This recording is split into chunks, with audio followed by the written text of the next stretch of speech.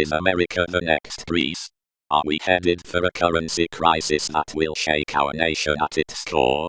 Will we default on our sovereign debt?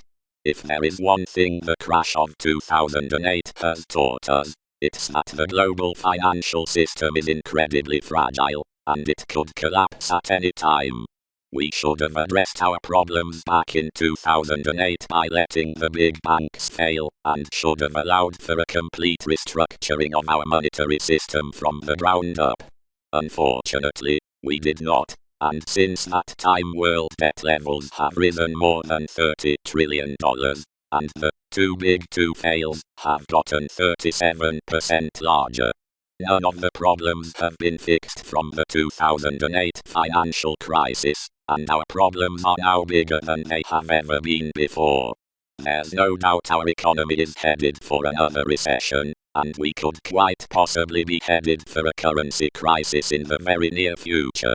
Peter Schiff, economist and CEO of Euro-Pacific Capital, recently had the following to say about the current state of the US economy in an interview with the New York Times. And I quote, "But we got this phony bubble economy that gets bigger and bigger. People focus on the stock market. They say, well, the stock market is going up, that must mean the economy is getting better. No, it doesn't. There is just a lot of cash, a lot of inflation created by the central banks. So they are able to inflate a bubble in stocks or in real estate, but they are not able to generate legitimate economic growth." End quote. Peter is no stranger when it comes to correctly forecasting economic trends. In fact, he accurately predicted the stock market crash of 2000, along with the real estate crash of 2008, and he is now predicting something much worse than either of those. I strongly agree with Peter's philosophies, and I also believe our current economic system is in a giant debt bubble that is about to burst. For example, since Barack Obama took office, your family's share of the national debt has increased by $35,835, and we have also accumulated more debt than all the other presidents, from George Washington to George H.W. Bush combined. In addition, the American consumer is tapped out, and approximately 48.5% of Americans currently receive some type of government assistance. Most frightening of all, our trade deficit with China is now 27 times larger than it was in 1990, and China, which is our largest creditor, recently announced that it is going to stop stockpiling US dollars. These are just a few of the vital signs that the US economy is on its deathbed. There's simply no way we can keep on leveraging our debt and flooding the markets with cheap money. Eventually, something has to give way.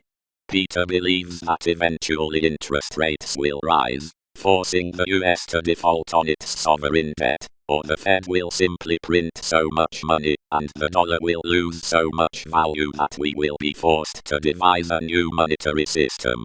This article was published on USA Watchdog in response to an interview with Peter Schiff.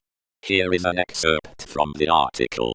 And I quote, "Schiff thinks the US dollar will be in trouble first, and not treasury bonds. Why? Schiff says, the dollar will go poof first. Remember, the Federal Reserve can buy up all those bonds to stop the prices from collapsing, but in order to do so, it has to print dollars. But, eventually, the dollar collapses because the world figures out the game. The Fed can print all the dollars they want, but they can't force people to accept them. That is going to be the problem." End quote.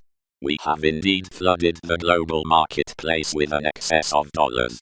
The only thing keeping the dollar afloat is the fact that it is the world reserve currency, which means we are able to export a majority of our inflation.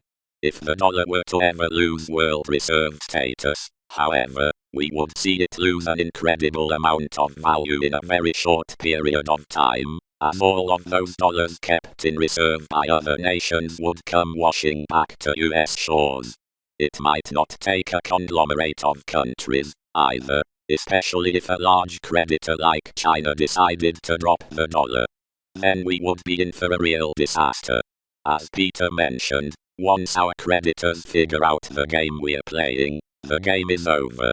I think the sooner creditors figure out the game, the better, and the less pain there will be in the long run.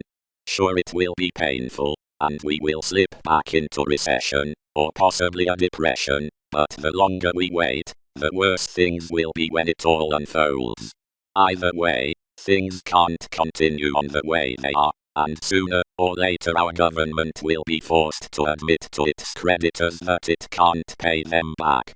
Either that, or the dollar will simply collapse under the weight of hyperinflation.